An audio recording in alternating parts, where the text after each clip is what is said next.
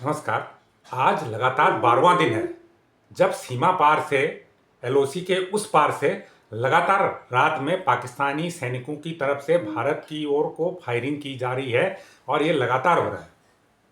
ये क्यों हो रहा है? आखिर इसके पीछे पाकिस्तानी सैनिकों की क्या रणनीति है? इसको लेके आज हम खुलासा करेंगे। देखिए, जो एलओसी है 776 किलोमीटर की इसकी लंबाई है। ये एलओसी भारत और पाकिस्तान ने तय की है, लेकिन ये इंटरनेशनल बॉर्डर नहीं है, इसको यूएन की मान्यता नहीं है। ये भारत और पाकिस्तान ने जब 1971 का युद्ध हुआ था, तो जब संघर्ष विराम हुआ था, तो उन्होंने रेखा तय कर ली थी, हम इसे एलओसी मानते हैं, आप पाकिस्तान उस पार रहेगा, इंडिया इस पार रहेगा। तब से ये एलओसी के रूप में स्थापित है और दोनों तरफ दोनों देशों की फौजें खड़ी रहती है। लेकिन पाकिस्तान इसका जो सीज फायर है, जो संघर्ष विराम हुआ है 1971 का, उसका बार बार वायोलेशन करता है, बार बार उधर से फायरिंग करता है। उसका जवाब भारतीय सेना को भी देना पड़ता है।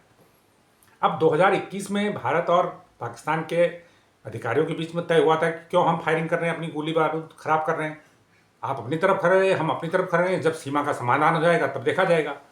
तो वो संघर्ष विराम इफेक्टिव रूप से चल रहा था, फायरिंग बंद हो रही थी, 2021 से बंद हो गई थी, कैजुअलिटी भी बंद हो गई थी। और जब ये पहलगाम की घटना हुई, भारत ने पाकिस्तान के साथ राजनयिक संबंध तोड़ लिए। उसके बाद से पाकिस्तान के सैनिकों ने रात में एलओसी के इर्द गिर्द फायरिंग शुरू कर दी, जिसका भारतीय सेना भी लगातार जवाब दे रहे हैं। और कल की जो रात थी, जो सोमवार की रात थी, 5 मई सोमवार की रात थी, वो 12वीं रात थी जब लगातार एलओसी पर पाकिस्तान की तरफ से फायरिंग की गई है। अब इसके पीछे क्या रणनीति है? क्योंकि वो फायरिंग जो की जाती है स्मॉल आर्म से की जाती है। स्मॉल आर्म का मतलब है कि राइफल और इंसास, इस तरह की जो राइफलें होती है, उससे फायरिंग की जाती है। तो इसका बहुत बड़ा कोई कैजुअलिटी वगैरह नहीं हुई है। भारत भी जवाब दे रहा है, तो कोई कैजुअलिटी नहीं हुई है अभी। लेकिन इसके पीछे रणनीति क्या है?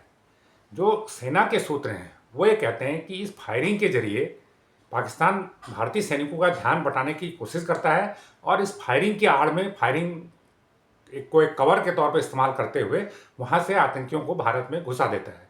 और ये पुराना उसका तरीका है। जब भी एलओसी पर फायरिंग होती थी तो भारतीय पक्ष चौकन्ना हो जाता था कि शायद अब पाकिस्तान की तरफ से घुसपैठ कराई जा रही है, क्योंकि एलओसी पर एक बीहड़ मतलब एक पहाड़ी है, उबड़ खाबड़ रास्ते हैं, वहाँ पर हर जगह पर तारबंदी भी नहीं है और कई जगह इलाके हैं जहाँ पर एक इंसान तो घुस ही नहीं सकता। लेकिन जो आतंकी हैं उनकी ट्रेनिंग ऐसी है कि उन जगहों से भी वो घुस के आ जाते हैं। कई जगहों पे सुरंगें बनी हुई, कहीं पे कुछ हो रखा है। और सबसे बड़ी बात यह है कि जब फायरिंग करता है पाकिस्तान की सैनिक फायरिंग करती है तो भारतीय सेना भी उसका जवाब देने में लग जाती है। तो उसी फायरिंग के बीच में दाएं बाएं से आतंकियों को अंदर घुसा दिया जाता है। ऐसा पहले भी होते आया है और भारतीय सैनिकों को, भारतीय पक्ष को ये आशंका है कि इस बार भी जो फायरिंग हो रही है वो पाकिस्तान की तरफ से भारत में घुसपैठ कराने के लिए हो सकती है। लेकिन इस बार वो कामयाब नहीं हो पाएगा, क्योंकि भारतीय सैनिक बेहद चौकन्ने हैं, बेहद सतर्क हैं। और जो एक जो सैनिकों की निगरानी होती है वो तो हो ही रही है, इसके अलावा इलेक्ट्रॉनिक निगरानी भी वहाँ पर तेज कर दी गई है।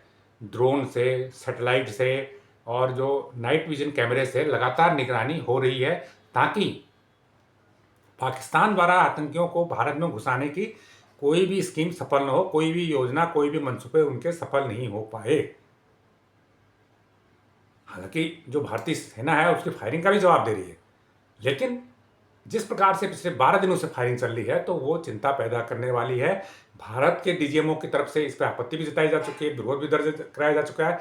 लेकिन पाकिस्तान की कोशिश लगातार हो रही है, रात को फायरिंग हो रही है। और ये रात को जो फायरिंग होती है तो इस पर भारतीय पक्ष को खटका लगा हुआ है, वो घुसपैठ की आशंका से। और अगर कोई घुसपैठ होती है तो वो मौके पर ही वहाँ पर भारतीय सैनिकों को ऑर्डर है कि आप उसको देखते ही गोली मार दें। तो ये जानकारी आपको कैसी लगी हमें कमेंट करके ज़रूर बताएं। जो लोग इस चैनल को पहली बार देख रहे हैं उसको लाइक करें, सब्सक्राइब करें और शेयर भी करें। धन्यवाद।